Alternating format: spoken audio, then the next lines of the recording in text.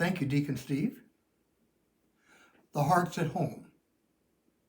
Up first, this is the first time I've felt the necessity to warn of a microaggression in my sermon.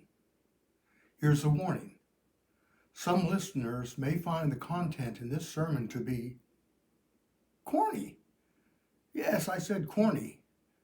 To wit, one of my high school adventures was being a foreign exchange student in Holland. My Dutch father was an executive at Unilever.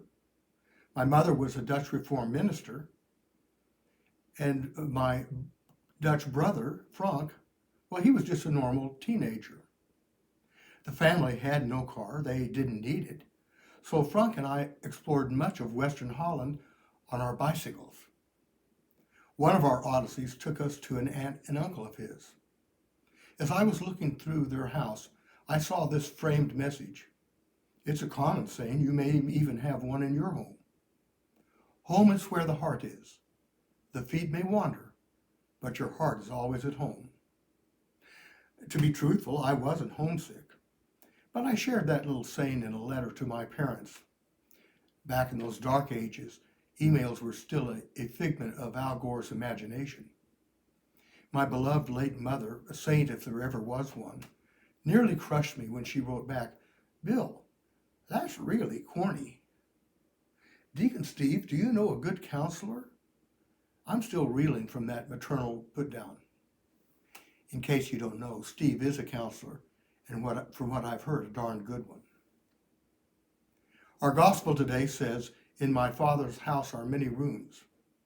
I'd like to propose a reinterpretation of that familiar phrase. It goes like this. Jesus said, "In my Father's subdivision, there are many homes." Seminary professors may cringe at my translation, but let's give it a walkthrough. Let's tour God's subdivision. The first home we visit is called NICU. That stands for Neonatal Intensive Care Unit. If you've got a great memory, you may recall that that's where I did my first baptism. I baptized a little Stephen in the name of the Father, and of the Son, and of the Holy Spirit. Stephen was profoundly premature and died in his young parents' arms a few hours later. Where was the subdivision's developer when that took place? We move on to the next house in the subdivision. It's a house for unwed mothers. As we meet the forlorn residents, we wonder, were these ladies AWOL during sex education classes, if there were any? Were they victims of sexual assault? Did the protection they depended on break down? They face agonizing choices about what to do with their prospective offspring. Where was the subdivision's developer when they needed him? The last home we visit is a retirement community. When we enter, an administrator approaches. "What did she say? Am I here to check in?" Well, that's embarrassing. In the community room of this home, elderly residents mindlessly look at daytime TV. In their rooms, the immobile wait for the next round of their meds. This place stinks of death. Where is the subdivision developer as these folks move toward the other side? Where was the missing subdeveloper in these life-sapping homes?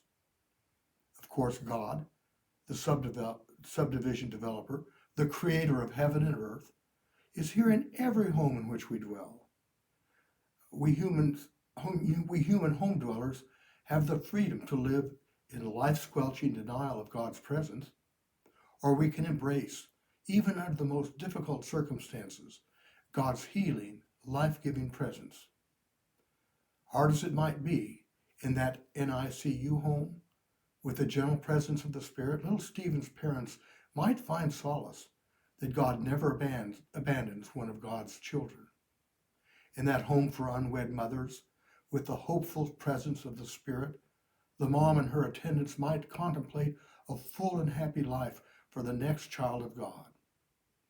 In the home for the elderly, God's life-giving spirit might replace the generativity of physical prowess with the grace of life's wisdom and life experience. That framed saying was right. Home is where the heart is. Shouldn't we add, home is where the heart and eternally beating spirit-filled soul are? In the name of the Father, and of the Son, and of the Holy Spirit.